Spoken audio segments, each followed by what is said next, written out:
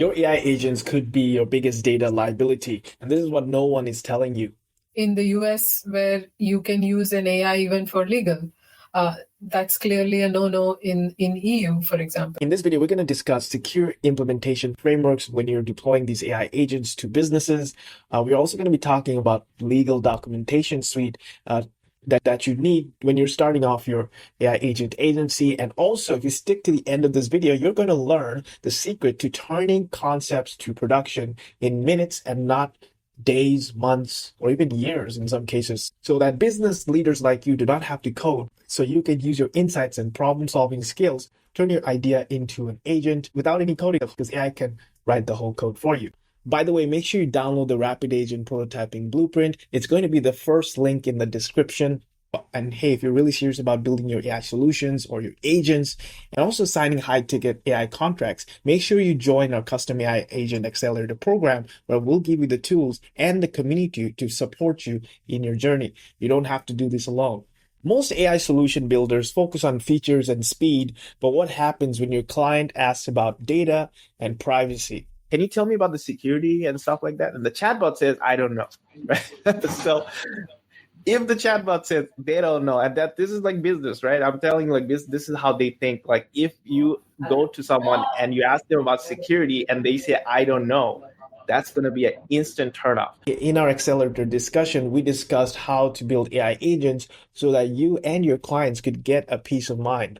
I need to secure their data. Yeah, so Christian, so basically, I think what you always wanted, the message, first and foremost, the message you want to put together for the business, regardless of what you use, doesn't matter. But you have to mention that the data that you're going to use is going to be secure. So it's going to be in open source, not OpenAI's database, not Claude's data, because a lot of people don't even realize they're chatting with OpenAI and all that. They're giving away their data. They're building the custom GPTs. They don't even care about collecting their own data because data is going to sustain you. That's really the gold right there. The data that's produced by the agents. So business, they want to have a competitive edge. They don't want OpenAI to get all their insights. They don't want Claude. So one of our implementation specialists, Joey, shared crucial insights about protecting your agency and your clients. Let's dive into what really matters when building AI solutions. In the US, where you can use an AI even for legal, that's clearly a no-no in EU, for example, or especially at least in the Netherlands. Another example is that you cannot use a lot of AI for making a decision for HR, for example, because the AIs are very good at screening, but there are so many heavy biases in it. And so there is a very good tendency that the decision that the AI will make during the screening for an employment or hiring will be super biased when you use an AI tool. So clearly there is guidelines around that they cannot use AI for employee hiring. At least that is what I learned recently in the framework here. So these things are going to be, how do I say, they're moving, right? It's a moving target. So every day there is a new law or a new thing coming up. So my question for you is, if we had to use this repository of, let's say, websites or web links directly connected to the EU Commission of blah, blah, blah, who is involved in GDPR, for example, would that go in our vector database? Is that possible? You know, one thing I would say, I think it would be very important when starting out on this journey, especially once you establish your foundations and you have a business plan or an LLC set up, for instance, here in the States or whatever it may be. I think one thing that would really protect you is have a good set of terms and conditions of use of your tools. And you have that in place, and you have a disclaimer, and you have a privacy policy. You put all of those things up front, and the customer would have to agree to those things. So you can kind of spell it out. And I think that would be a really a great shield to have in front of you to protect you. And that's what I have in place. I have actually a privacy policy, a disclaimer, terms and conditions, and things of that nature. And I think that's something very important to protect. Just to kind of watch out for what you're doing, and instead of just not having anything in place, you're kind of leaving the door wide open. Yeah. But at least if you have some policy and established, and you can always modify the policy. You can talk to a legal authority, somebody that's legal, or a real lawyer, because I'm definitely not. And I'm definitely not giving legal advice, just telling you what I'm doing. But that would be something I would have: terms and conditions, a disclaimer, privacy and data policy, and all these things. I think I have 5 or 6 different policies. I'll be glad to share with y'all. Y'all can do whatever with them. But there's some things I kind of put together here. Good to hear. Thank you, Jim. Yeah. You're welcome. Yeah, Joey. Yeah, that'll be great. That would be great learning for all of us. I think data is going to be obviously what's going to be the. It's not building agents. Agents the frameworks are obviously important, but every business is different, so they're going to have custom frameworks anyways. So a lot of people running around with frameworks, they're like, well, we don't really need it because business don't need it. They might not even.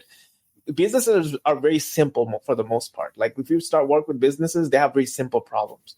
So start with simplicity, build out a framework. But at the end of the day, I think what's going to be really valuable is the data piece. Once you generate the data and insights for the business, you have to set up these terms. What is the data sharing policy? And I honestly think this is going to open up a lot of doors for micro level business rather than macro. Because when you get macro, like you've noticed, we have so many countries, and do you even want that? So the key to building AI agents that keep your clients' data private, instead of using public tools, you create systems that learn from their specific business context. We've helped agencies build customer service systems as well as help them improve their internal intelligence by streamlining processes and building their own data intelligence in a matter of days using this approach. For example, Alexander in our Accelerator program has an agency, and he was able to take all his scattered data and scripts and organize them together in one central intelligence, which is key to unlocking the next level insights. He was then able to create a RAG capability, which is almost like a Google search for your central database, for his documents that can be used by an LLM model, etc. And he's using 2 layers of search capabilities. So, for example, he used the general search in the second level of DB, where he has blog posts and other general stuff that are good, average, trustworthy, but not 100%. And this is for general information that if it's wrong, no one will take me to court. So this is a great way how Alex can protect himself also from legal implications. So it is really important to design the system and your data so that you are protected. And this is important for business leaders like you to take the initiative and unlock these kind of insights for your business as well, while keeping your data safe and secure. And these are really good tips to help you secure your workflows. And as Joey mentioned, get a little bit of permission, a little bit of compliance, so you are protected. You have a shield for your AI solutions. You're going to turn your hobby project into an actual business. So small implementation is really good. Document everything and then scale with confidence. Now, you don't have to reinvent the wheel. The accelerator members have already created the frameworks. You don't see this in many Zooms, is what I'm really trying to say, I guess. A lot of time you have people just take over the leader of the group, and it's his agenda, and you never get a chance to say, hey, hello, I'm over here, I need help. It's like you never get to that point. And so I really thank you for what you're doing and what you're bringing to the table with your community here, because I think you got a great learning platform, and I think this is where you can come get some really good knowledge, right? Mm-hmm. So I really like this, and I like that everybody's participating and they want to learn and they're hungry to learn. I think that's great. And like you mentioned earlier, man, we can collaborate on projects together. We can help each other. It's no limit to what we all can do and help each other grow our businesses. Absolutely. Also, guys, tomorrow we have a really intro to rapid agent prototyping. So if you guys want to get started, just like Joey, I actually sat down with Joey and we were trying to figure out how to copy and paste on the Mac. And yeah, it was fun. Yeah. But yeah, trust me, the rapid agent prototyping is like it's the foundation. It can be a little bit boring sometimes, but it's like building a house. We have the good foundations. You break down your SOPs. We don't really talk code or anything. It's just we just try to understand, hey, what are you trying to do here? What's taking up your time? And we just give you simple steps to follow to expand it. So come on Monday, guys. If you haven't built your assistant or your first AI workflow, tomorrow is going to be, no techie talk, just easy, straight, step by step. Also, don't worry, there's going to be more content about securing your data and also implementing AI.